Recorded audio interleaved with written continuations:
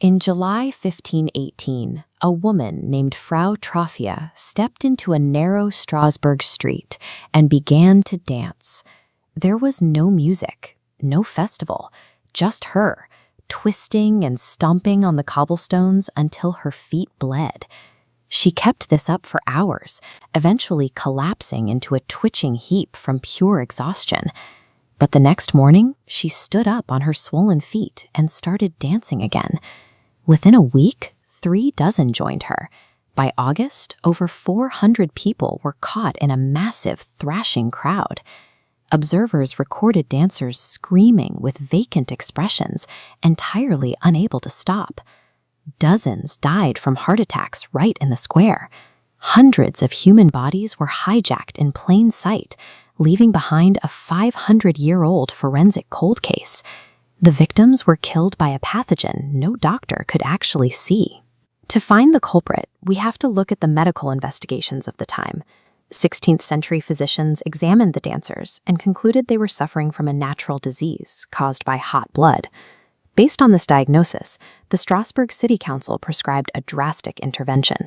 They ordered carpenters to build wooden stages in the horse market and hired professional musicians to play pipes and drums, instructing the afflicted to simply dance the fever out of their systems. The loud, highly visible public spectacle had the exact opposite effect. Citizens watching the dancers were pulled into the mania themselves, and the epidemic's numbers exploded almost overnight. The authorities had tried to cure a medical anomaly using the best science they had. Instead, by validating the hysteria and giving it a stage, they engineered a mass casualty catastrophe. For centuries, modern historians suspected a biological trigger, specifically a massive accidental food poisoning event. The prime suspect was ergot. This is a toxic mold that thrives on damp rye stalks, which medieval bakers regularly used to make the city's bread. Ingesting this fungus causes a condition known historically as St. Anthony's fire. Ergot contains psychoactive chemicals closely related to LSD, triggering severe hallucinations and violent muscle spasms. But the medical reality contradicts this theory. As this diagram illustrates, ergot poisoning severely restricts blood flow to the extremities.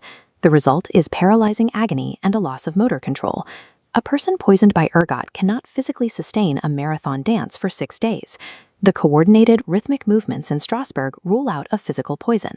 Whatever hijacked these bodies bypassed the digestive system completely. There was another suspect, one rooted deeply in the minds of the citizens. Many believed that Saint Vitus, a Christian martyr, was cursing sinners with an involuntary dancing mania. By September, the city council abandoned their medical approach.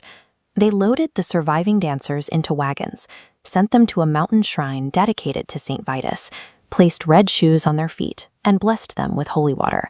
Surprisingly, the ritual worked. The dancing stopped, proving that a medieval placebo could halt the entire epidemic. The dancers were victims of mass psychogenic illness. In the summer of 1518, Strasbourg was an environmental pressure cooker. The population was being crushed by a string of brutal crop failures, mass starvation, aggressive outbreaks of syphilis, and the terrifying belief that God was actively punishing them. This extreme, inescapable communal trauma completely broke the population's collective psyche, serving as the primary trigger for the outbreak. Modern psychology classifies this specific response as conversion disorder. As this schematic illustrates, when a traumatized human brain reaches a breaking point, it physically converts psychological agony into involuntary neurological symptoms. The victims were locked in a dissociative trance, an emergency escape hatch to detach from a horrific reality. The cause originated entirely in their minds, but the physical consequences were completely real. The bleeding feet, the torn muscles, the lethal exhaustion, none of it was faked. Under enough sustained pressure, the mind doesn't simply suffer in silence. It has the power to seize control of the body and physically break it. Human neurobiology has not evolved since 1518. The exact mechanisms that cause the dancing plague are still inside us, leaving us highly vulnerable to this invisible pathogen. In 1962, a stress-induced laughing epidemic began at a mission school in Tanganyika. The hysteria spread so aggressively through the student body and surrounding villages that multiple schools were forced to shut down. Researchers now study similar anomalies in modern bureaucratic environments. Havana syndrome symptoms, for example, are often debated as localized outbreaks of severe informational stress. The digital era accelerates this process. Recently, medical professionals documented viral outbreaks of Tourette's-like tics, spreading rapidly among teenagers through social media feeds. The medieval town square has been replaced by the digital screen. Today, conditions for collective trauma and psychic contagion transmit globally at the speed of light. Fear and despair are their own pathogens, driving an epidemic as effectively as a biological virus.